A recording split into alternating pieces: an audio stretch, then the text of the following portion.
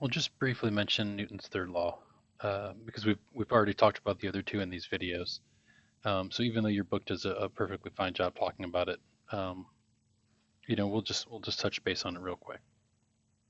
So basically, Newton's third law can pretty much be summed up in saying that forces come in balanced pairs.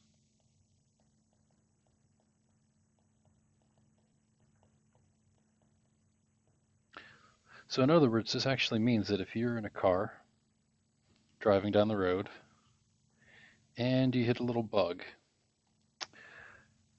the force of the car on the bug is exactly the same magnitude as the force of the bug on the car. Okay?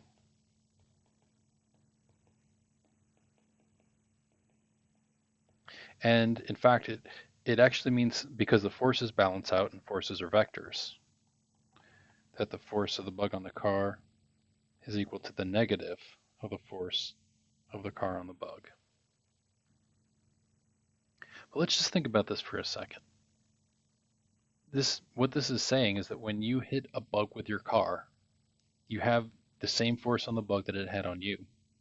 So why is it that the bug changes directions, essentially getting squashed into the windshield and then carried along with you, and it doesn't seem to change the speed of the car at all?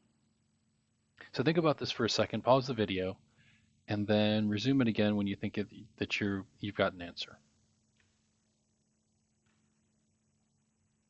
Okay, so remember that force is equal to mass times acceleration.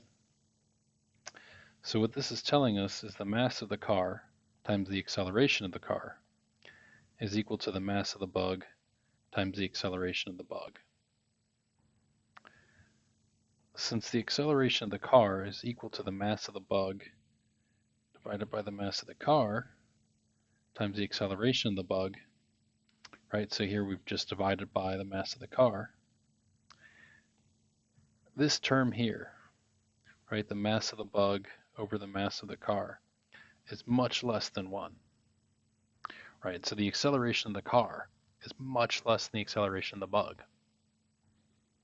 But it's important to still say that the acceleration of the car is still greater than 0, right? It's just really, really, really small. And so you can imagine, if you were really devious and wanted to do an experiment that I highly don't recommend, you could drive down the road and you could hit a bug and you probably wouldn't notice very much the car's speed changed at all. But then you could start looking for bigger things. So then maybe you hit a bird, you still probably wouldn't notice. You could hit a turtle, and as you get to larger and larger animals, you'll start to notice, like, oh, obviously, like if you hit a deer, right, that's going to change, that's going to start slowing the car down. If you hit a refrigerator, again, that's probably going to stop the car, or in any larger objects. So while these forces all come in balanced pairs, what you actually see is that for the car, for example, if we just look at the car, there's only one force on it. It's the force of the bug on the car. And on the bug, there's only one force on it. It's the force of the car on the bug. So even though these forces come in pairs, if we look at the individual objects, we see that the forces on that object aren't balanced. And that's why these objects can still accelerate, even though, again, in the case of the car hitting a bug, they're not accelerating very fast.